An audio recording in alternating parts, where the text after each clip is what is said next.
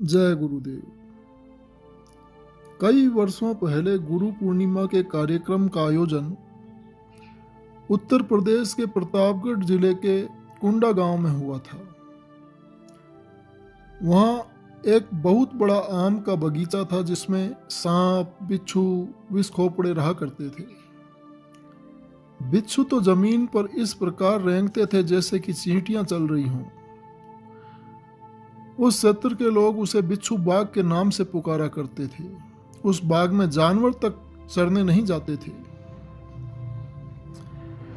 वो बाग आज भी है और परम पूज्य बाबा जय गुरुदेव जी महाराज के चमत्कारों की चर्चा उस स्थान के हिंदू, मुसलमान सभी लोग आज भी कहानियों के रूप में सुनाया करते हैं। गुरु पूर्णिमा कार्यक्रम के शुरुआत में जब सत्संगियों ने उस स्थान को सत्संग स्थल के रूप में चुना तो एक दिन परम पूज्य स्वामी जी महाराज उस स्थान को देखने के लिए पधारे।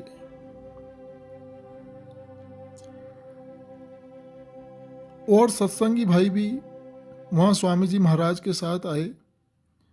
रात्रि में भोजन प्रसाद करने के बाद सभी लोग बिस्तर लगाकर बाग में ही लेट गए। जब सत्संगी प्रेमी सवेरे उठे और बिस्तर समेटने लगे तो देखते हैं कि पॉलीथीन के नीचे करीब 1 दर्जन बिच्छू छोटे छोटे पड़े हुए हैं। बिच्छुओं को देखते ही सभी प्रेमियों के होश उड़ गए और सोचने लगे कि इतने सारे बिच्छू यहाँ दबे पड़े थे और किसी ने भी डंक नहीं मारा। थोड़ा और सवेरा हुआ और धूप निकलने लगी।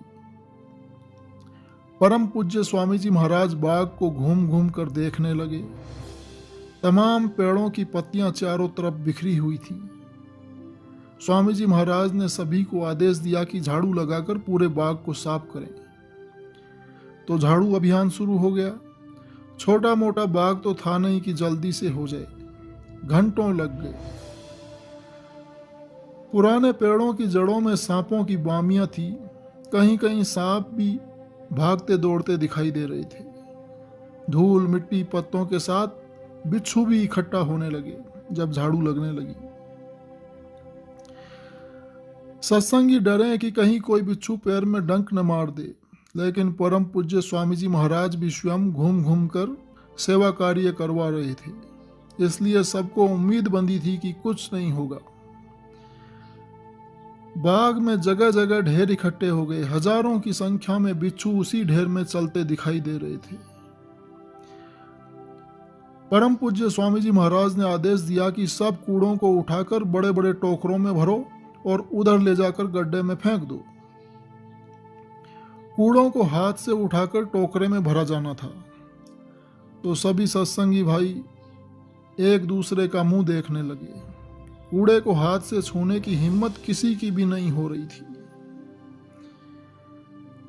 इतने में स्वामी जी महाराज ने जोर से डांटा और अपना डंडा उठा लिया और कड़क कर बोले कि उठाते क्यों नहीं, उठाओ। सभी प्रेमियों के हाथ पांव फूल गए। सोचने लगे कि अब तो जान बचने वाली है नहीं। तो मन ही मन जय गुरुदेव बोलते हुए कूड़े को हाथ से उठाकर टोकरों में भरने लगे और कूड़ा टोकरों में भर भर कर फेंका जाने लगा। कुंडा गांव में मुसलमानों की भी अच्छी खासी आबादी थी। सड़क के किनारे कब्रिस्तान भी था। बाहर बाग के कुछ मुसलमान बूढ़े और जवान इस नज़ारे को अपनी आंखों से देख रहे थे। उन्हें इस बात से हैरानी हो रही थी कि यह कौन सा फकीर आ गया जो बिच्छू और सांपों से खेल रहा है और बाग से उनका सफाया कर रहा है। धीरे धीरे हिंदू मुसलमान जो खड़े थे परम पूज्य स्वामी जी महाराज के पास आए और अदब के साथ सिर झुकाकर प्रणाम किया और कहा कि हुजूर, इस बाग में तो कोई घुसने की हिम्मत तक नहीं करता है और आज आप इसमें झाड़ू लगवा रहे हैं और बिच्छुओं को हाथों से उठवा कर फेंकवा रहे हैं। परम पूज्य स्वामी जी महाराज ने उन्हें देखा और हाथ जोड़कर सबका प्रणाम स्वीकार किया और बोले कि सांप हो या बिच्छू हो, हम किसी का कोई नुकसान नहीं करेंगे। बाद में गुरु पूर्णिमा का जब कार्यक्रम हुआ तो कार्यक्रम में इतना जन सैलाब आया और बांस और बल्लियों पर बिच्छू चढ़ते और उतरते दिखाई देते रहे, मगर कहीं भी यह सुनने को नहीं मिला कि किसी बिच्छू ने किसी को काटा हो। कार्यक्रम की समाप्ति पर परम पूज्य स्वामी जी महाराज जब मथुरा पहुंचे तो हुजूर के बिस्तरों में और कुछ बर्तनों में कई बिच्छू विश्राम करते दिखाई दिए। उन्हें किसी ने मारा नहीं और वे ब्रज भूमि की पावन भूमि पर गुरु महाराज के समीप रहने की आशा लेकर कुटी के इधर उधर छुप गए। यह वाकया शाकाहारी सदाचारी बाल संघ पत्रिका 14 से 20 फरवरी 2002 से लिया गया है। जय गुरुदेव।